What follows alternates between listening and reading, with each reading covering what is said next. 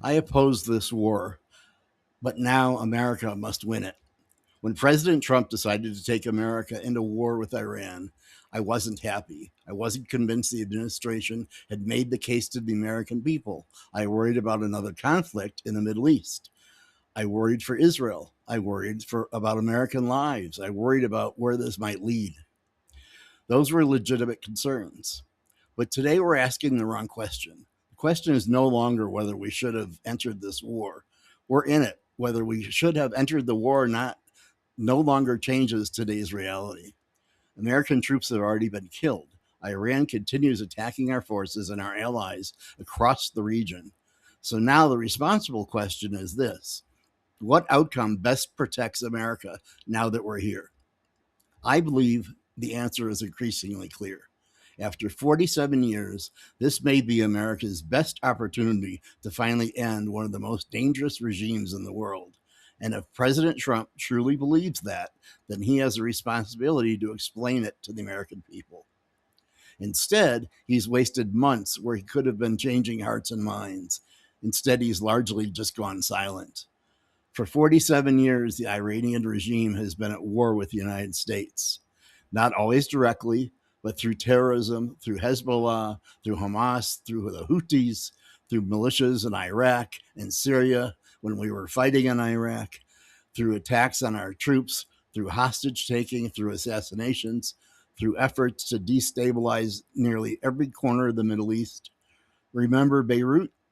This isn't a government that occasionally behaves badly.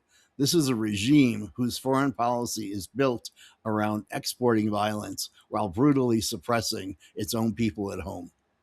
If there ever has been a case for removing a regime that continually threatens both Americans and its own citizens, this is it.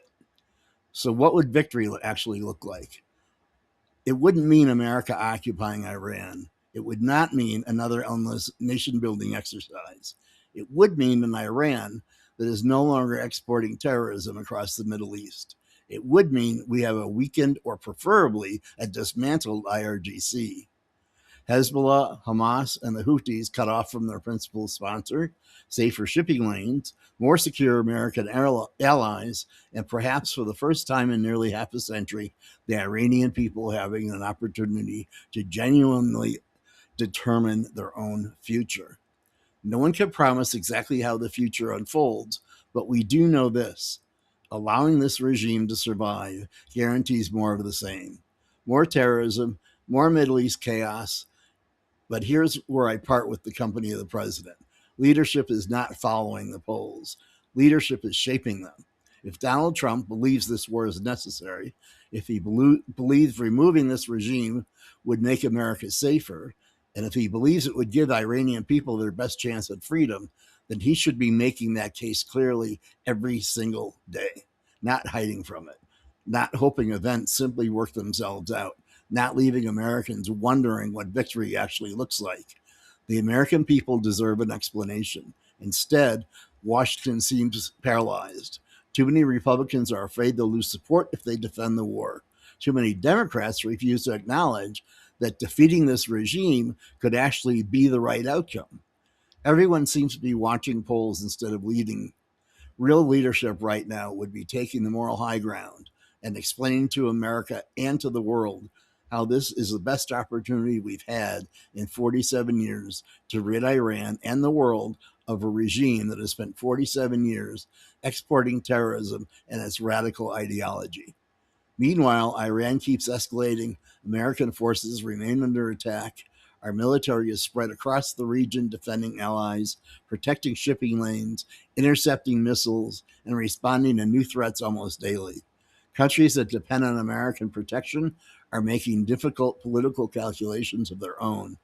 Every day this conflict continues without a clearly explained objective, uncertainty grows. This is exactly what Iran wants, and by failing to explain America's objectives, the administration has walked right into Iran's strategy. This war should never become another endless military commitment with no definitive end.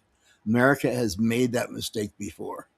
We cannot stop halfway and allow this regime to survive. Period. We can not allow them to regroup, declare victory, and continue threatening the world for another generation. History is full of wars that were won militarily but lost politically because leaders failed to explain why the sacrifice mattered. President Trump cannot allow that to happen here. I didn't support entering the war, and I'm not pretending I did. But we're here now. American lives are already on the line. So the question isn't whether we should make the same decision again.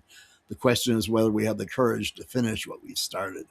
If this is truly the best chance in nearly half a century to remove one of the world's most dangerous regimes, which it is, then the president owes us, the American people, more than silence. He owes them leadership. He owes them a clear definition of victory, and he owes them the courage to explain why this fight may be the one America cannot afford to lose.